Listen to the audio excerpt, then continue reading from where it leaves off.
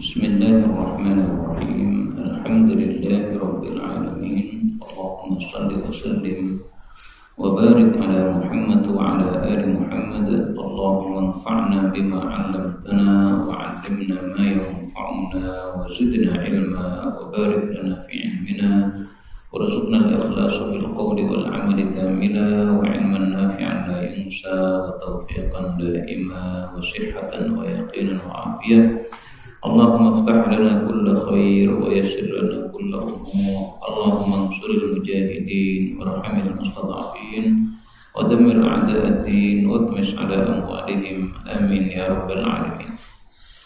Alhamdulillah kaum muslimin rahimakumullah, kita lanjutkan pengajian kita Taqrib Wahdatil Ummah. Dan kita sudah sampai pada hadis 130, babul bai'ati, bab tentang bai'at ala an la yusyrika billahi syai'an, untuk tidak melakukan syirik kepada Allah sedikit pun. Jadi di masa Nabi SAW Rasulullah pernah mengambil bai'at. Bai'at itu janji setia kepada para sahabat-sahabat. Isi bai'atnya tidak melakukan syirik. Maka salah satu perkara yang disyariatkan untuk diambil janji setia antara presiden dengan rakyatnya adalah jangan melakukan kesyirikan. Adapun hadisnya, anna Aisyah zaujan Nabi sallallahu alaihi wasallam, istri Nabi, qalat, berkata, kanatil mu'minat, adalah para wanita muslimah, idza hajarna, apabila mereka berhijrah, ila Rasulillah, kepada Rasulullah sallallahu alaihi wasallam, yumtahanna, maka mereka diuji biqaulillahi azza wa jalla, dengan perintah Allah azza wa jalla dalam Al-Quran, ya ayyuhan nabiyyu idza ja'akal mu'minat, wahai Nabi, jika datang wanita muslimah kepada engkau, yubayyinaka, berbai'at, alla alla yusyrikna billahi syai'a, untuk tidak menyekutukan sedikit pun kepada Allah, wala yasriqna, dan juga tidak mencuri, wala yaznina, dan juga tidak berzina, maka silahkan diterima bai'at mereka itu. Nah, ini dalil bahwasanya salah satu isi bai'at pertama tidak melakukan syirik, karena syirik ini sesuatu yang haram, bahkan termasuk penyebab orang jadi murtad. Kemudian yang kedua adalah tidak mencuri, karena mencuri juga haram. Kemudian yang ketiga tidak berzina, karena zina juga haram.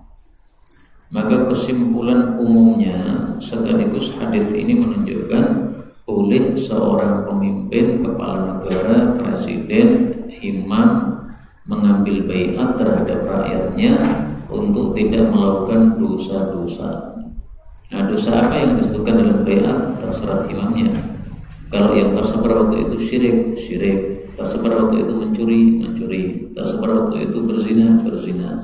Sekarang yang tersebar apa? Korupsi misalnya. Korupsi disebutkan sesuai dengan yang dibutuhkan, tidak harus isinya seperti dalam ayat ini. Qalat Aisyah, faman aqarra, maka barang siapa yang mengakui bihadza, dengan bai'at ini, minal mu'minat, dari kalangan wanita muslimah, faqad aqarra bil mihnah, berarti sudah mengakui ujian iman tersebut. Kenapa disebut ujian? Karena dikhawatirkan wanita-wanita kafir ini datang ke Madinah masuk Islam cuma pura-pura saja pengen Islam, padahal hanya karena benci sama suaminya. Daripada saya bersama suami saya, males saya hidup sama suami, udah masuk Islam saja, sudah gak ketemu dengan suami saya yang kafir. Nah, supaya tidak ada orang-orang yang masuk Islam karena sakit hati kepada suaminya doang, maka diuji oleh Nabi. Betul tidak kamu itu masuk Islam dengan niatan, nah ini ya, tidak syirik, tidak curi, tidak zina, dan seterusnya. Wa kana, dan adalah Rasulullah sallallahu alaihi wasallam, idza aqarna bidzalika, kalau mereka sudah mengakui bai'at tadi, min qaulihinna, dengan ucapan, qala lahunna Rasulullah sallallahu alaihi wasallam, maka Rasulullah bersabda kepada mereka, intalikna, silahkan kalian pergi.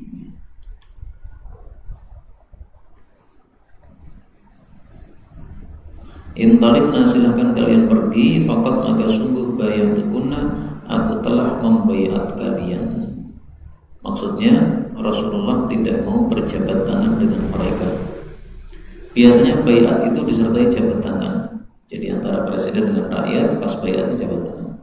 Saya ngambil janji setia. Tapi untuk para wanita beliau tidak melakukannya.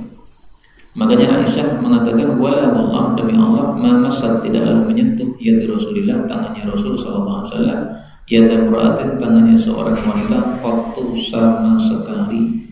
Ini yang dimaksud wanita, maksudnya wanita yang ajnabi, yang tidak ada hubungan mahram. Tapi kalau ada hubungan mahram, maka menyentuh tangan mereka nggak ada masalah.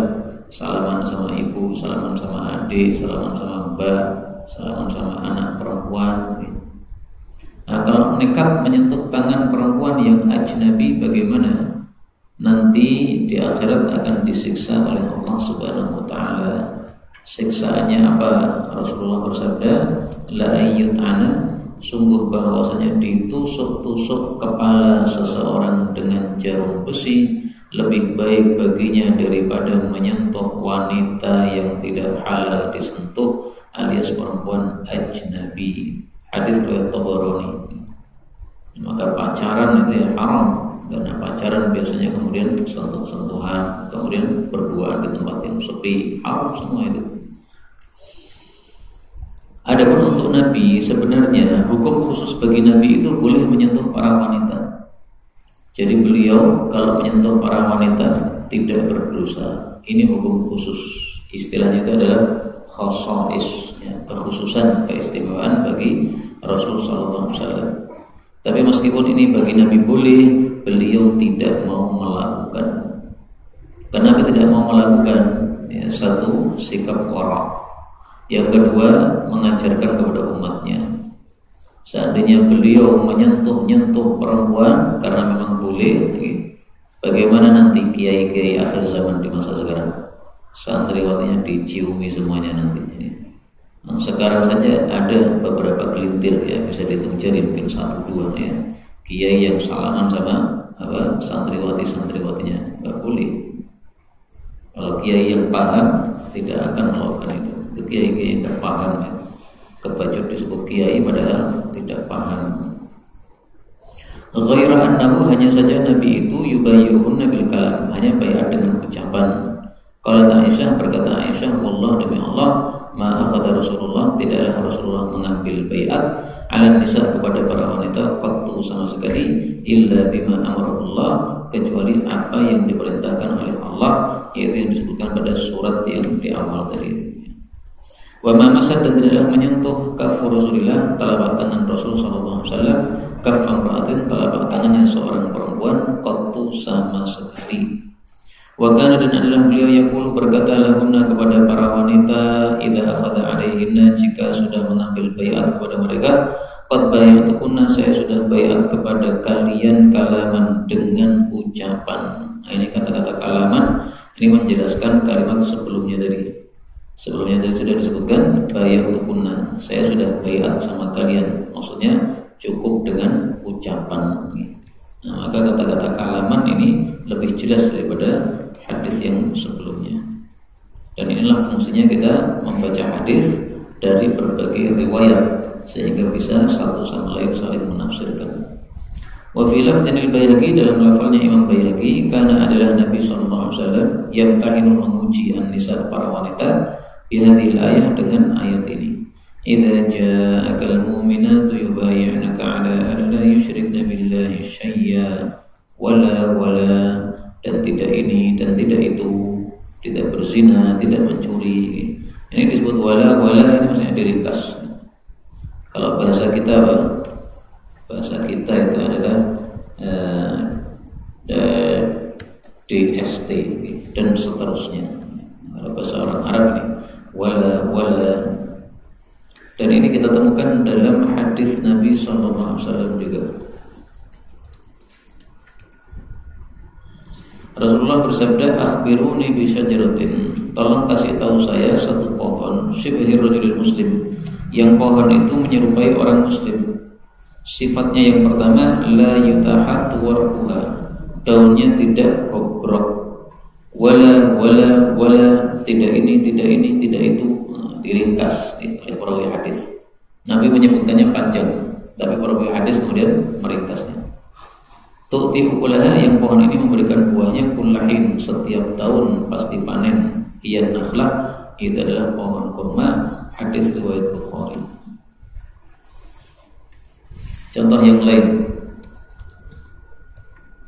Rasulullah Shallallahu Alaihi Wasallam bersabda, "Ama ketahuilah inna kulli bina, sesungguhnya setiap bangunan, wabalun ala sahibih, menjadi bumerang terhadap pemiliknya, illa mala, kecuali sesuatu yang tidak, tidak apa?" Nah, diringkas kalimatnya, kecuali yang harus atau kecuali yang perlu. Illa mala, kecuali sesuatu yang tidak, maksudnya tidak boleh, tidak harus dibangun.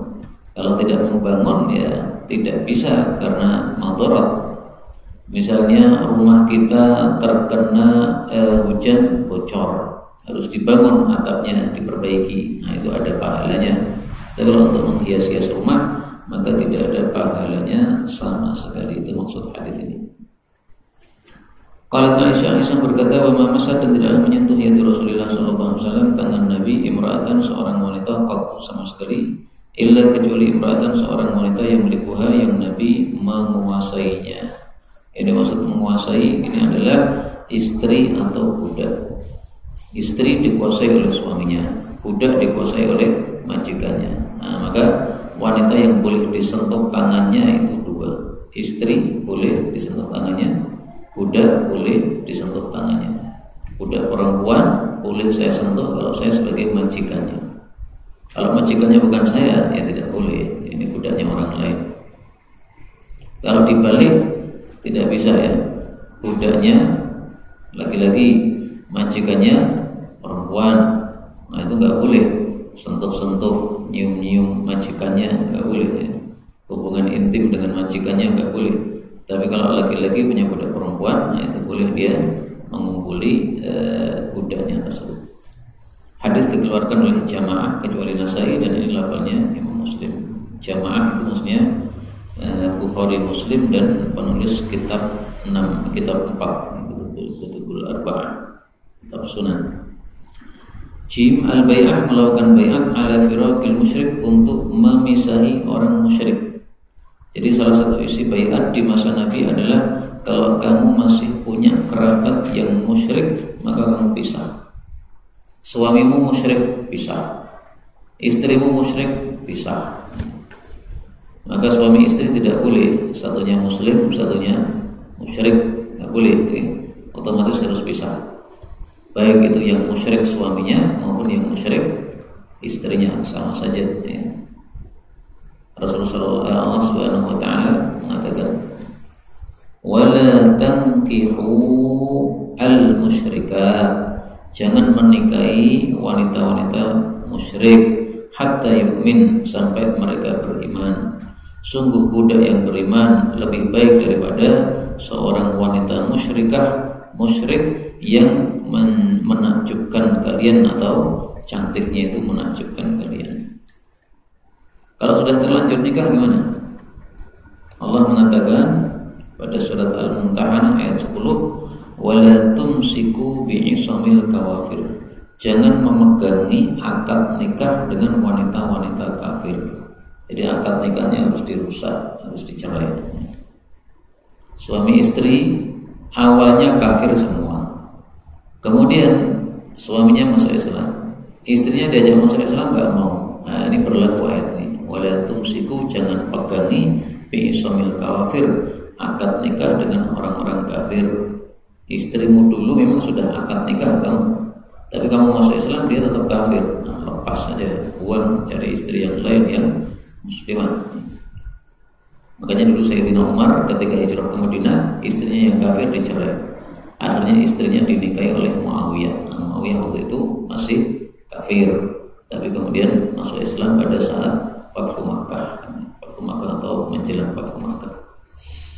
Hadis berikutnya 131, an Jarir radhiyallahu anhu qala bay'atu, saya membayat Rasulullah sallallahu alaihi wasallam ala atas satu iqamis shalah, menegakkan salat, dua itaiz zakat, membayar zakat, tiga an-nushi likulli muslim, bernasihat kepada setiap orang muslim, empat ala firaqil musyrik, untuk memisai orang musyrik. Ini yang berkaitan dengan bab adalah pada kalimat terakhir isi baiatnya, memisai orang musyrik, baik itu bapaknya maupun itu ibunya maupun itu suaminya maupun itu istrinya maupun itu anaknya, ya pokoknya kafir musyrik bisa nggak hidup bareng, ya. Kenapa? Karena nanti kita membaca Quran, dia membaca kitab yang lain, ya, kitab apa?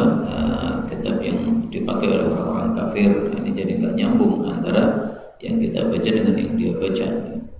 Kita baca Quran kemudian salat, mereka malah nyembah salib, kan nggak cocok kan? Karena nggak cocok maka tidak boleh hidup dalam satu tempat seperti ini. Ini ada kata-kata nushun. Nushun itu definisinya adalah iradatu khairin li ghairin. Iradatu menghendaki khairin, kebaikan, li ghairin, kepada orang lain. Itu definisi dari nushun, atau istilahnya lainnya nasihatun. Jadi nasihat dalam bahasa Arab berbeda dengan nasihat dalam bahasa Indonesia. Nasihat bahasa Indonesia itu petua, kata-kata. Nasihat dalam bahasa Arab itu menghendaki kebaikan kepada orang lain. Ada orang tersesat jalan, kita tunjuki jalan, nah ini berarti nasihat. Ada orang kelaparan, dikasih makan, ini berarti nasihat. Ada orang butuh bantuan, kita bantu, ini berarti nasihat. Ini yang diambil baiat seperti ini adalah Jarir, sahabat Nabi SAW yang akhir-akhir masuk Islam. Isi baiat antara satu orang dengan orang yang lain tidak harus sama. Rasulullah membaiat Jarir, isinya 4, ya. Kamu harus melakukan sholat 5 waktu, kamu harus bayar zakat, zakat fitrah maupun zakat mal, kamu harus nasihat kepada setiap orang muslim, kamu harus memisai orang-orang kafir. Belum tentu sahabat Nabi yang lain isi baiatnya 4 ini. Karena Nabi mengambil isi baiat itu sesuai dengan kebutuhannya. Ini Jarir, ini siapa dia? Ini seorang kepala suku. Kepala suku berarti punya rakyat banyak, ya kan? Nah, maka cocok kalau diambil baiat, kamu harus berbuat nasihat kepada setiap orang muslim. Rakyatmu banyak kan? Nah, kamu nasihat kepada mereka. Jangan sampai menjadi raja yang mikir perutnya sendiri, atau mikir perut keluarganya, atau mikir perut mantunya, sementara rakyatnya dibiarkan sengsara. Nah, makanya cocok kalau diambil baiat isinya nomor 3 ini, an-nushi likulli muslim. Tidak semua diambil baiat dengan isi seperti ini. Ini hadis riwayat Ahmad, Nasai, lafalnya Nasai, Ibnu Hibban, rawi-rawinya rawi Bukhari Muslim. Hanya saja Sulaiman al-Amash seorang yang mudallis. Al-Amash ini seorang ulama yang thiqah, terpercaya, tapi dia mudallis. Mudallis itu membuat kerancuan di dalam meriwayatkan hadis, yaitu mengatakan ya seolah-olah mendengar dari guru padahal tidak mendengar dari guru. Nah, mudallis seperti ini kalau dia meriwayatkan dengan kata-kata an dari guru saya, ini tidak diterima. Kalau mengatakan dengan kalimat yang jelas haddatsana, menceritakan kepada kami guru saya, maka diterima hadisnya. Al-bai'ah, bai'at al-hijrah, untuk melakukan hijrah. 132 an Nabi Uthman qala haddatsani Mujashi'un qala ataitu, saya datang kepada Nabi sallallahu alaihi wasallam bi akhi, bersama saudara saya, ba'dal fathi, setelah Fathu Makkah. Fathu Makkah tahun 8 Hijriah. Qultu, saya katakan, ya Rasulullah, jiituka, saya datang kepada engkau bi akhi, bersama saudara saya, litubayyahu, supaya engkau baiat kepada dia al hijrah, untuk hijrah. Qala, dia mengatakan, dhahaba, telah pergi ahlul hijrah, ahli hijrah, bima fiha, dengan apa yang ada di dalamnya. Maksudnya hijrah itu sudah kelewat, sudah gak ada lagi hijrah. Jadi dari Mekah menuju ke Madinah itu di awal-awal Islam disuruh hijrah. Kenapa? Madinah masih butuh kekuatan umat Islam, sehingga kekuatan umat Islam supaya bertambah, maka disuruh hijrah ke Madinah. Nah, setelah ini Fathu Makkah, Fathu Makkah itu sudah masuk Islam orang-orang Makkah semua, sehingga tidak perlu hijrah lagi. Yang sudah Islam tinggal di Mekah nggak apa-apa, nggak harus pindah ke Madinah. Karena kalau pindah ke Madinah sama juga ketemu orang-orang Muslim, di Mekah juga orang-orang Muslim. Maka maksudnya Nabi ini, kamu sudah telat ya. Hijrah itu sudah kelewat, sudah nggak bisa lagi hijrah dari Mekah ke Madinah. Pahalanya sudah diambil oleh orang-orang yang dulu hijrah. Fakultu, maka saya bertanya, ala ayyi syai'in tubayyi? Kalau begitu engkau baiat atas apa? Qala, beliau mengatakan, ubayyi'u, saya membaiat dia al Islam, satu untuk melakukan Islam, wal iman, melakukan iman, wal jihad, dan melakukan jihad. Islam itu berkaitan dengan zahir, iman itu berkaitan dengan batin, jihad ini memerangi orang-orang kafir. Islam misalnya salat, zakat, puasa, ya, sedekah, kemudian wudu, nah, itu amal-amal zahir. Iman berkaitan dengan batin, ya, iman kepada Allah, kepada Rasul, kepada malaikat, dan seterusnya rukun iman yang 6 ini. Maka maksudnya zahir batin dirombak semuanya, zahirnya berubah, batinnya juga berubah. Nah, kemudian melakukan jihad kepada orang-orang kafir. Jadi di sini yang tidak diambil baiat adalah hijrah.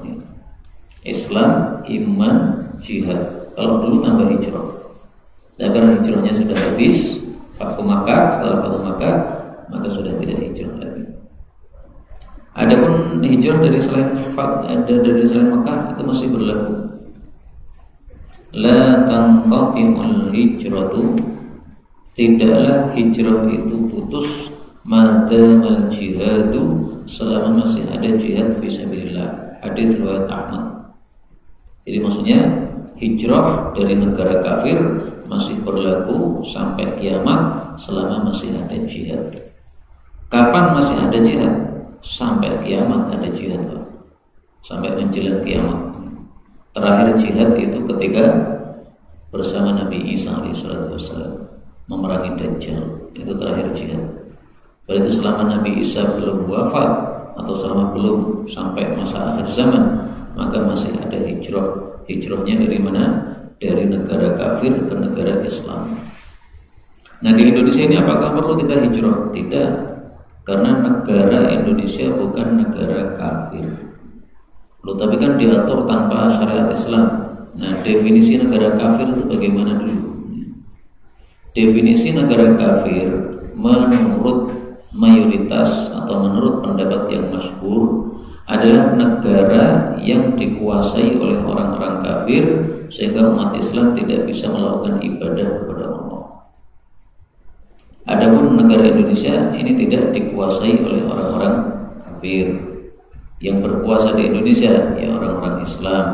Hanya saja orang Islam yang bodoh-bodoh, saking bodohnya ngatur negaranya tanpa syariat Islam.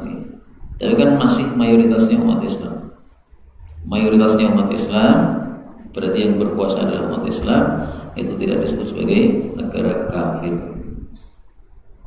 Yang kafir ya pemimpin-pemimpinnya itu yang tidak mengatur dengan ajaran Islam, rakyatnya masih Muslim, mereka tidak menyebabkan tidak ikut-ikutan menjadi kafir. Falakitu ma'badan, lalu saya berjumpa dengan Ma'bad perawi hadis ini. Ba'du, setelah ini, wakana, dan adalah dia akbaruhuma, lebih tua. Fasa'altuhu, lalu saya bertanya. Faqala, maka dia mengatakan, shadaqa Mujashi, telah benar ucapannya Mujashi yang meriwayatkan hadis ini. Jadi dari hadis-hadis yang kita baca ini kesimpulannya, satu, Rasulullah pernah mengambil baiat untuk melaksanakan Islam. Yang kedua, mengambil baiat untuk tidak syirik.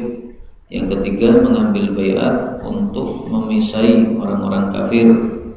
Yang keempat, mengambil baiat untuk melakukan hijrah, tetapi sudah tidak dibaiat untuk hijrah lagi setelah Fathu Makkah.